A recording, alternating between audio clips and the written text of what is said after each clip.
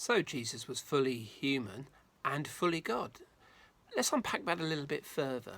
We can see that the Bible makes very clear, very direct claims that Jesus was God. And we see that Jesus himself even identified himself as God. But the Bible goes further than that. We can know that Jesus was God when we look at what he did. And we see that Jesus in his life possessed the very attributes of God. And we can look at this in 5 different ways. The first attribute we can see is that Jesus is shown as being eternal. He describes himself as eternal, and look at John 8:58 when he's having this conversation with the religious leaders that we've referred to several times. Jesus turns around to them and says, "Before Abraham was, I am." In other words, he identifies himself as being eternal, and they can't get their heads around that. But here the Bible clearly presents Jesus as possessing attributes of God. The second attribute that we see is that Jesus is shown as what's known as omnipotent. In other words, Jesus is shown as being all-powerful, and being omnipotent is one of the characteristics of God.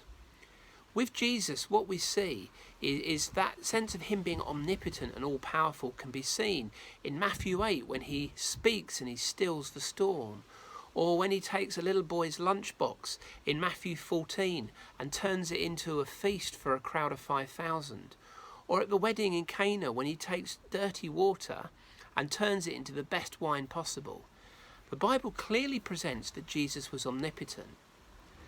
But it also presents him as having another characteristic, another attribute of God, that being that he's also omniscient. Omniscient means to be all-knowing.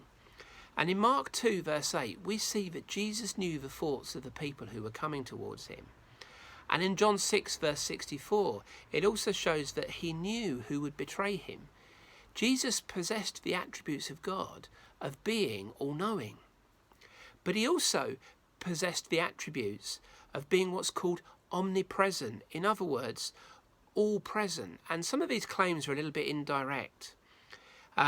You could look at Matthew 18 verse 20 where he says, "Where 2 or 3 are gathered, I'm there." Or in Matthew 28 when he's talking to the disciples in Galilee as the risen God, he says, "I will be with you to the end of the age." The Bible presents Jesus as God having the attributes of God. But in addition to being seen as eternal, omnipotent, omniscient, omnipresent, we also see that Jesus is shown as having sovereignty, having that sense of the sovereignty that's possessed by God.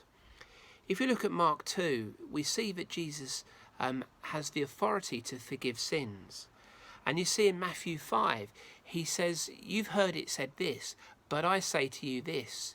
Jesus has an authority that only comes from being sovereign. The Bible clearly presents Jesus as having the attributes of God. It's very easy for us to maybe struggle with this sense of Jesus being fully God and fully man. We need to understand that Jesus was all-powerful, almighty, worthy of honour, worthy of adoration. He wasn't just a holy man, as some religions would have a holy man, but he was actually God come in the flesh. For us as Christians, maybe this is something that we need to pause and reflect on, something that maybe we don't always give as much thought to as we might. We come before Jesus, all-powerful, all-knowing, all-seeing, eternal, sovereign God, yet fully human. We see God in Jesus, and sometimes we're so busy doing that we don't actually stop to marvel at who our God is. What about doing that today?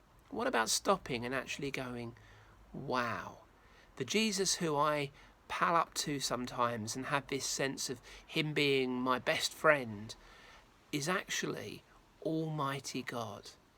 Maybe that's time where we need to come with a new sense of reverence and awe and respect for who God is.